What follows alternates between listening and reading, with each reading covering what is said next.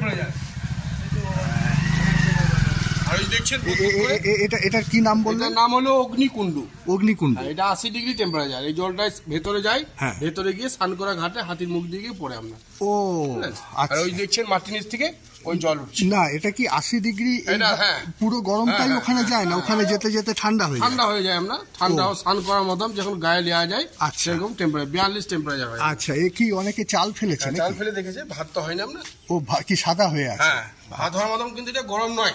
আচ্ছা আচ্ছা, 100 ডিগ্রি ছাড়া হয় না। ও 80 ডিগ্রিতে আছে। আরেকটা কথা, এই এত গরমের মধ্যে নিম গাছটা কি করে আছে? আমরা ওটা তো মানে কোনো গরমের সমস্যা হচ্ছে না?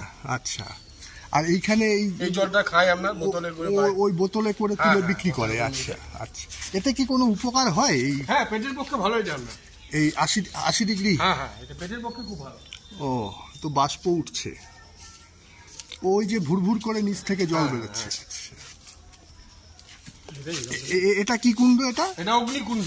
আচ্ছা আচ্ছা। ভেতরে আছে আমরা খার কুণ্ড আছে, ভৈরব কুণ্ড আছে, আচ্ছা, বৈতরণী গঙ্গা আছে, পাহাড় গঙ্গা আছে ভেতরে। ও, এই জল কত করে?